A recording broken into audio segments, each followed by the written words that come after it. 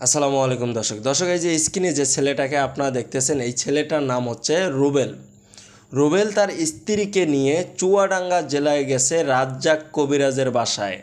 রাজ্জাক কবিরাজ হচ্ছেন দুনিয়ার একজন ভণ্ড এবং তিনি হচ্ছেন একজন লুচ্চা, এই ধরনের একজন মানুষ রাজ্জাক কবিরাজ।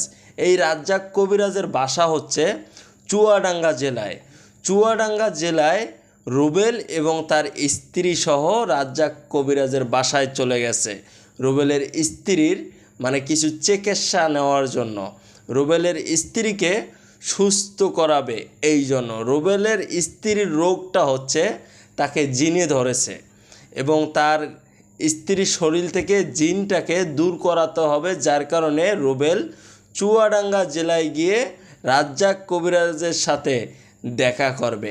এক পর্যায়ে রুবেল কিন্তু এই যে স্ক্রিনে যে ছেলেটাকে আপনারা দেখতেছেন এই ছেলেটাই রাজ্জাক কবিরাজের সাথে দেখা করে এবং দেখা করার পর রাজ্জাক কবিরাজ রুবেলকে বলতেছে, রুবেল তুমি আমার জন্য 2টা সিগারেট নিয়ে আসো।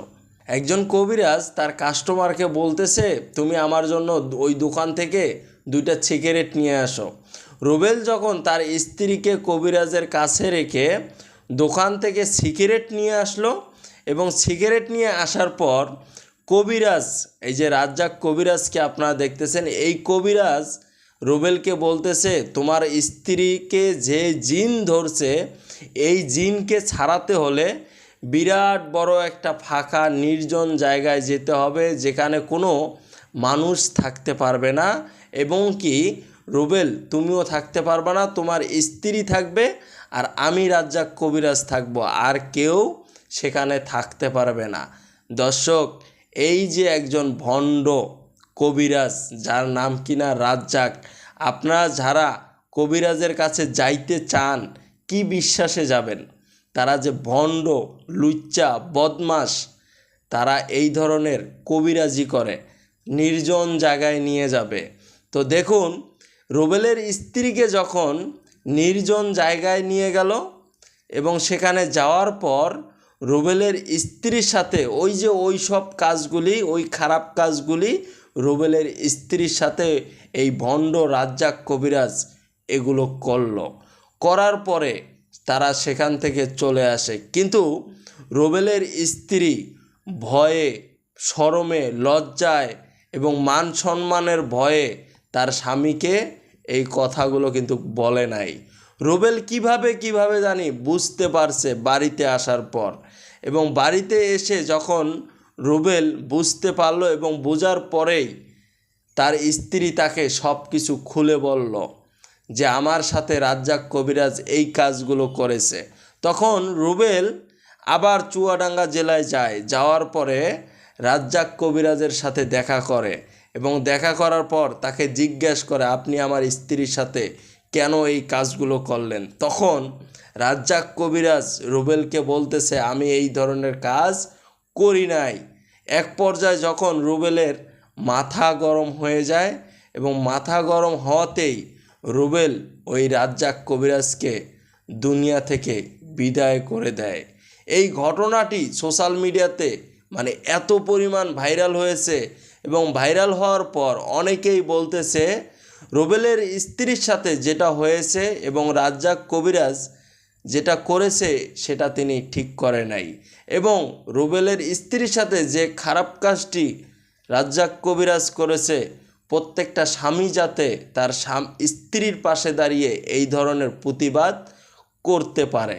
এবং অনেকেই বাহবা দিচ্ছে রুবেলকে, তিনি যে প্রতিশোধটা নিয়েছে এটা আসলে সবাই এটাকে বাহবা দিচ্ছে। তবে একটা কথা কি জানেন, আইন নিজের হাতে নেওয়া যাবে না। দেশে আইন আছে এবং দেশে পুলিশ প্রশাসন আছে, আপনি তাদের সাথে যোগাযোগ করতে পারতেন। রাজ্জাক কবিরাজ যত বড় শক্তিশালী লোক হোক না কেন, কেন আপনি আইন নিজের হাতে তুলে নেবেন? এটা আপনি নিতে পারেন না, ঠিক আছে? কিন্তু এই যে এই ধরনের ভণ্ড কিছু কবিরাজ আছে, সব কবিরাজকে আমি খারাপ বলতেছি না। কিছু ভণ্ড কবিরাজ আছে যাদের কোনো চিকিৎসায় কাজে লাগে না, কিন্তু আমরা তাদের কথায় বিশ্বাস করি এবং তাদের ব্যবহারে বিশ্বাস করি এবং তাদের আরও বিভিন্ন সাইটগুলো দেখে আমরা বিশ্বাস করি যে এই ধরনের কবিরাজের কাছে গেলেই আমাদের চিকিৎসাটা, আমাদের যে সমস্যাটা আছে এটা সমাধান হবে। কিন্তু আসলে আমরা যে প্রকৃতভাবে আসল যে ব্যক্তি, আসল যে কবিরাজ, তার কাছে কিন্তু আমরা যাইতেছি না। যাইতেছি কাদের কাছে? যারা ভণ্ড, লুচ্চা, বদমাশ, তাদের কাছে গিয়ে আমরা প্রতারণার শিকার হচ্ছি। যেমন কিনা রুবেলের স্ত্রীর সাথে এই ভণ্ড কবিরাজ রাজ্জাক করেছে। তো যারাই এই ধরনের কবিরাজের কাছে যান এবং এই ধরনের কবিরাজকে বিশ্বাস করে, আজ থেকে সাবধান হবেন। আর যদি সাবধান না হন তাহলে এই ধরনের প্রতারণার শিকার আপনারাও হতে পারেন। ভালো থাকবেন সবাই। ভিডিওটি বেশি বেশি করে শেয়ার করে দেবেন যাতে সবাই এই বিষয়টা জানতে পারে।